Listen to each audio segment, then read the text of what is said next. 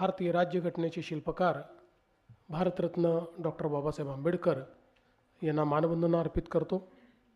आजच्या राजीव गांधी प्रशासकीय गतिमानता प्रगती अभियान या निमित्ताने जो काही पारितोषिक वितरण समारंभ झालेला आहे, त्या समारंभामध्ये मंचावर उपस्थित असलेले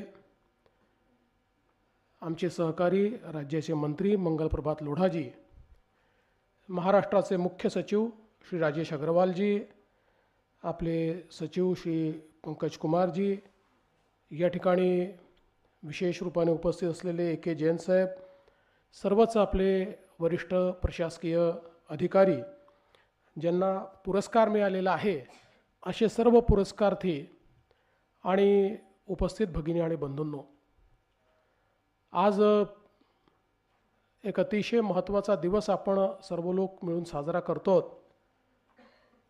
आणि मगाशी मुख्य सचिव महोदयांनी सरदार पटेल साहेब यांचा उल्लेख केला, कशा पद्धतीनं आपला देश एकत्रित ठेवण्याच्या दृष्टीने त्यांनी एक प्रकारे एक मोठी भूमिका या ठिकाणी निभावली।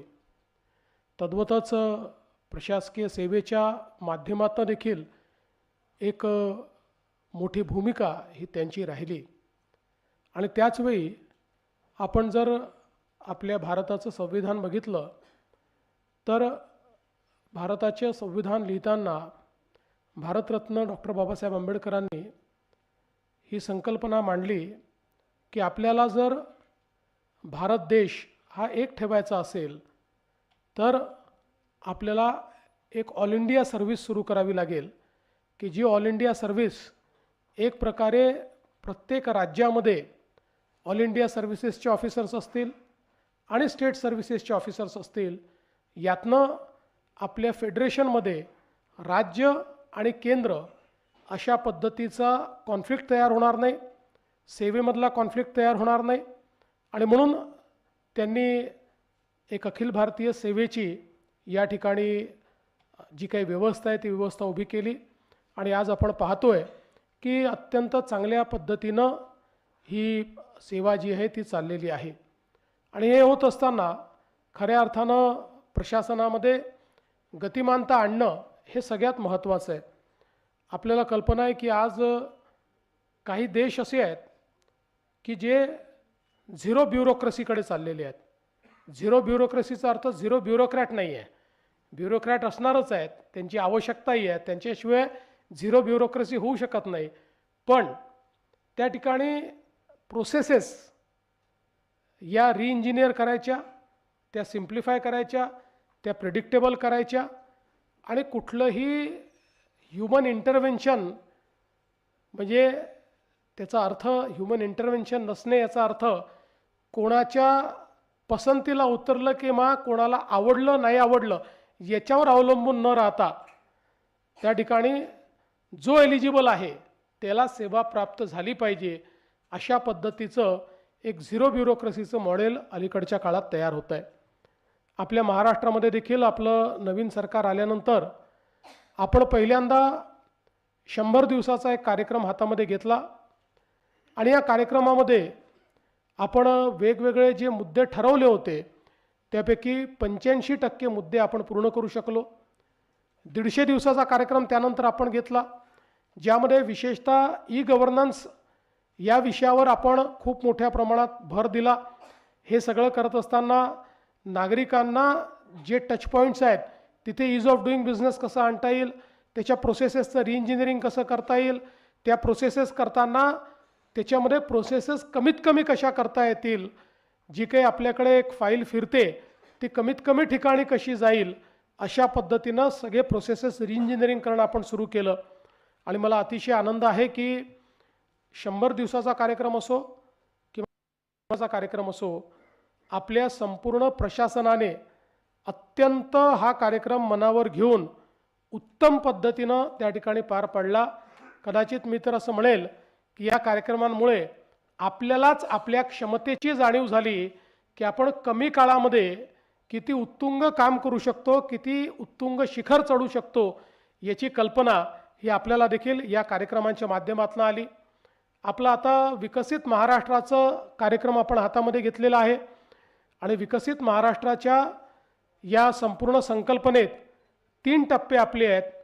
पहिला टप्पा हा 2029 आहे. दुसरा टप्पा 2035 जेव्हा महाराष्ट्राला 75 वर्ष पूर्ण होतील आणि तिसरा टप्पा अर्थातच 2047 आहे. 2029 या टप्प्याच्या संदर्भात विभागांनी अतिशय चांगली तयारी केलेली आहे. मोठ्या प्रमाणात आपापल्या विभागाचा आढावा घेऊन आपले महत्त्वाचे क्षेत्र कुठले, आपले ॲक्शनेबल पॉईंट्स कुठले, कुठलं परिवर्तन आपण घडवणार आहोत, आपले बेंचमार्क्स काय आहेत आणि ते मोजमाप कसे करायचे. काम केलं आणि त्याचं मोजमापच केलं नाही तर आम्ही अनेक वेळा आमच्या राजकीय पक्षामध्ये असं सांगतो की काही नेते असे असतात जे सकाळपासून रात्रीपर्यंत वणवण फिरतात, इतकं फिरतात, पण रात्री ज्यावेळेस त्यांनी दिवसभरात काय केलं याचा हिशोब मांडतो त्यावेळी ते काहीच केलेलं नसतं, ते नुसते फिरलेलेच असतात. त्यामुळे अशा पद्धतीनं काम न होता नुसतं हार्डवर्क यापेक्षा स्मार्ट वर्क करणं याच्यावर आपण अधिक भर दिलेला आहे. हार्डवर्कला तर कुठला पर्याय नसतो, पण hard work coupled with smart work अशा पद्धतीनं आपण ईज ऑफ डुईंग बिझनेस आणू शकतो. आणि म्हणून आज आपण विविध क्षेत्रांमध्ये देशामध्ये जे बेस्ट आहे तिथपर्यंत आपल्याला पोचायचं आहे आणि पुढच्या टप्प्यामध्ये जगात जे बेस्ट आहे तिथपर्यंत आपल्याला पोचायचं आहे. कारण आता आपल्याला कल्पना आहे की महाराष्ट्राची अर्थव्यवस्था साईजचा जर आपण विचार केला तर आता आपण देशातल्या कुठल्याच राज्याशी कम्पीट करत नाही आहे, आपण ग्लोबली कम्पीट करतो आहोत. आता महाराष्ट्राची अर्थव्यवस्था साईजच्या दृष्टीने जगातली 30th अर्थव्यवस्था झालेली आहे आणि कदाचित आपला ग्रोथ रेट आपण मेंटेन केला तर पुढच्या 2 ते 3 वर्षामध्ये UAE आणि सिंगापूरला देखील अर्थव्यवस्थेच्या साईजमध्ये आपण मागे टाकू शकतो. अशा पद्धतीनं महाराष्ट्राची वाटचाल ही आता चाललेली आहे. या संपूर्ण वाटचालीमध्ये अर्थातच आपल्याला कल्पना आहे की शेवटी आपल्या सगळ्यांचं काम हे लोकांना सेवा देण्याचं आहे. आपण समग्रसोबत जे काम सुरू केलं त्यावेळी असं लक्षात आलं की सर्व्हिस डिलिव्हरीमध्ये विशेषतः 20 सर्व्हिसेस अशा आहेत की ज्या 90% लोकांना लागतात. त्यामुळे त्या 20 सर्व्हिसेसचं जर प्रोसेस रिइंजिनिअरिंग करून त्यात पारदर्शिता आपण आणली तर 90% लोक जे आपल्याकडे सेवे करता येतात त्यांचं सॅटिस्फॅक्शन लेवल वाढेल आणि सरकारच्या बद्दल आपली जी काही त्या ठिकाणी लोकांची प्रतिमा आहे ती चांगली होईल. आता ते काम आपलं चाललेलं आहे. मला असं वाटतं 1 मेला आपण त्या संदर्भात जो काही आपले सरकार 2.0 आहे त्याच्या माध्यमातून आपण त्याची देखील सुरुवात करणार आहोत. आणि हे सगळं होत असताना एक गोष्ट निश्चित आहे की विकसित महाराष्ट्र 2047चा आराखडा तयार करताना कन्सल्टंटचा रोल मेन नव्हता. आम्हाला याची कल्पना होती की आपले अधिकारी यांना जेवढं एक्सपोजर आहे तेवढं एक्सपोजर कुठल्याही कन्सल्टिंग फर्मला नाही. जेवढं आपण काम करतो, जेवढा आपण अनुभव घेतो, जेवढी जमिनीवरची माहिती आपल्याकडे असते, जेवढी अडचणींची माहिती असते, शेवटी कन्सल्टंट काय करतात तर ते आपल्याकडनं समजून घेतात आणि मग त्याच्यावर काही सोल्युशन करून ते चांगल्या शब्दांमध्ये मांडतात. आपल्याला ते माहितीच असतं पण आपल्याकडे तेवढे चांगले शब्द नसतात आणि म्हणून अर्थात कन्सल्टंट्सचा काही मी विरोधात नाही आहे, तेही चांगलं काम करतात. आणि म्हणून आपण हा निर्णय केला की हे सगळं आपल्या विभागांनी तयार केलं पाहिजे.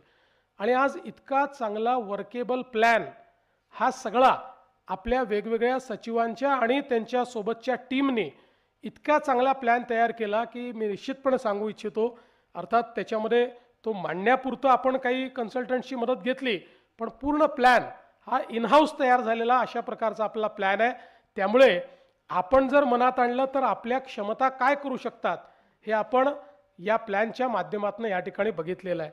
आणि म्हणूनच आज ज्यावेळी आपण हा प्रशासकीय गतिमानता पुरस्कार देतोय त्यावेळी आपल्यापैकी ज्या ज्या लोकांनी आपल्या विचारशक्तीचा, कल्पनाशक्तीचा उपयोग करून काही नाविन्यता आणलेली आहे, लोकांच्या जीवनामध्ये परिवर्तन होईल, लोकांना त्यांचा त्रास कमी होईल, प्रशासनामध्ये पारदर्शिता आणि गतिशीलता येईल अशा पद्धतीचं काम ज्यांनी केलं आहे त्या सगळ्यांचा आपण या ठिकाणी सत्कार केलेला आहे.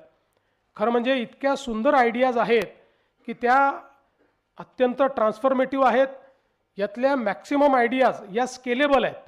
त्यामुळे मी तर असं म्हणेन की आपण जर असा विचार केला की ज्या ज्या विभागात आपण काम करतो तो केवळ विभाग नाही, ते एक स्टार्टअप आहे. अशा प्रकारचा विचार करून स्टार्टअप जसं ईज ऑफ लिव्हिंग आणतं, स्टार्टअप जसं एफिशियन्सी आणतं, तशा पद्धतीचं आपण स्टार्टअप म्हणून काम करतो असं समजून आपल्याला जर आपण अशा प्रकारच्या संकल्पना राबवल्या आणि त्यातनं वेगवेगळ्या प्रकारच्या स्ट्रॅटेजीज, वेगवेगळ्या प्रकारचे मॉड्यूल्स, वेगवेगळ्या प्रकारचे त्या ठिकाणी सोल्युशन्स हे जर आपण तयार केले तर मला निश्चितपणे वाटतं की हे जे काही झिरो ब्युरोक्रेसीकडे आपल्याला जायचं आहे आणि लोकांना एक अतिशय पारदर्शी अशा पद्धतीचं जे सरकार द्यायचं आहे ते देण्यामध्ये आपल्याला निश्चितपणे मोठा या ठिकाणी फायदा होईल. आणि म्हणून मी असं समजतो की प्रशासनामधल्या स्टार्टअप्सचा सन्मान आज आपण केलेला आहे की ज्यांनी अतिशय नाविन्यता या माध्यमातून आणून आपल्याला काहीतरी नवी दिशा या निमित्ताने दिलेली आहे. आणि म्हणूनच आजचे जेवढे पुरस्कार्थी आहेत त्या सगळ्यांचं अतिशय मनापासून मी अभिनंदन करतो. आणि बघा, आयडियाज कुठेही जनरेट होतात, त्या कुठल्याही स्तरावर होतात, अगदी सचिवांच्या स्तरावर होतात आणि त्या तहसीलदारांच्या स्तरावर होतात आणि ते त्याच्याखाली तलाठ्यांच्या स्तरावर देखील होऊ शकतात. त्यामुळे आयडिया जर्मिनेट होणं, आयडिया तयार होणं आणि ती आयडिया एका व्यवस्थेमध्ये रूपांतरित होणं, या दृष्टीनं पुढच्या काळामध्ये आपण अधिक चांगल्या पद्धतीनं काम करू हा विश्वास या निमित्ताने मी व्यक्त करतो. आणि पुन्हा एकदा आपल्या सर्वांचं मनापासून अभिनंदन करू.